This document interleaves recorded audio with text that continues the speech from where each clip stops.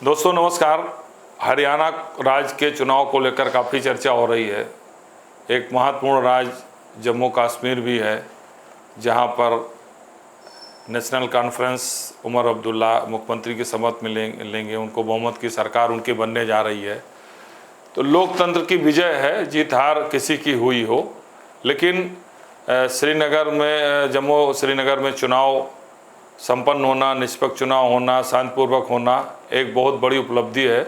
10 वर्षों बाद चुनाव हुए थे और चुनाव के बाद जैसा कि परिणाम आया है, उमर अब्दुल्ला के नेतृत्व में जम्मू कश्मीर की सरकार बनेगी और ये सरकार केंद्र शासित प्रदेश की होगी। इसके पहले जब उमर अब्दुल्ला मुख्यमंत्री थे तो पूर्ण राज्य के मुख्यमंत्री थे, अब की बात केंद्र शासित प्रदेश के वो मुख्यमंत्री होंगे। और 2 रीजन है, एक जम्मू, दूसरा कश्मीर। तो जम्मू में भारतीय जनता पार्टी निश्चित रूप से 2019 की तुलना में 2024 में अच्छा प्रदर्शन से 25 सीटें थी, इस बार से 29 सीटें मिली। लेकिन श्रीनगर में धारा 370 को लेकर जो भी वहाँ नाराज़गी थी, या भारतीय जनता पार्टी के धारा 35 को लेकर जो नाराज़गी थी, उसका लाभ एनसी को मिला, फारूक अब्दुल्ला और कांग्रेस गठबंधन को मिला, लेकिन कांग्रेस की भी सीटें 6 रह गई। दूसरा पीडीपी को इसलिए नुकसान हुआ कि जो उसने सरकार बनाई थी भारतीय जनता पार्टी के साथ मिलकर, इसलिए उसकी इस सरकार के नाराज़गी का फ़ायदा बनाने पीडीपी को मिला। तो लेकिन ये एक अच्छा संकेत है।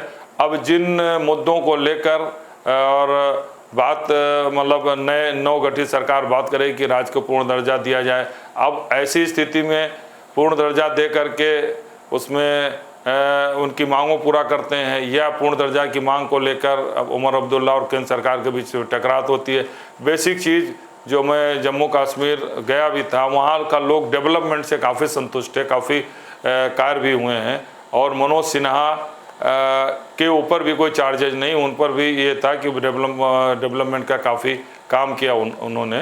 तो अब नवगठित सरकार में जो भी धारा 35 है या 370 है या और पूर्ण राज्य का दर्जा, ये तो एक डिमांड के स्वरूप में राज्य और केंद्र के भी बीजेपी ने अपना एजेंडा पूरा किया 370 हटा के, वो अलग बात है। लेकिन जो रिजल्ट आए हैं, और आज उमर अब्दुल्ला ने कहा भी है, जैसा उनका बयान आया है कि भाई जम्मू में भी हम उसी तरीके से भी डेवलपमेंट करें जिस तरीके से श्रीनगर में करेंगे।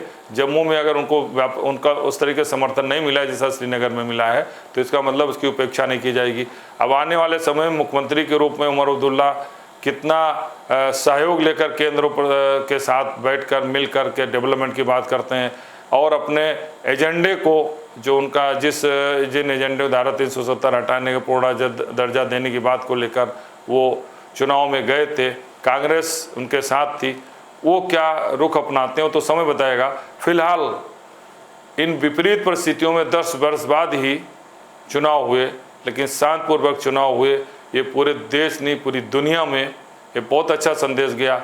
ये लोकतंत्र की विजय है। जीत हार किसी की हो वो अलग बात है, लेकिन ये लोकतंत्र की विजय है। शांतिपूर्वक चुनाव श्रीनगर जम्मू कश्मीर में होना और सरकार गठन के बाद उमर अब्दुल्ला का केंद्र के साथ कैसे रिश्ते होते हैं, क्या स्थिति बनती है, इस पर आने वाले दिनों में जम्मू कश्मीर के राजनीतिक घटनाक्रम, उसके विकास के और बहुत सारी संभावनाएं जो आगे बनेंगी, वो तय करेगा कि केंद्र प्रदेश के रिश्ते कैसे होंगे। धन्यवाद।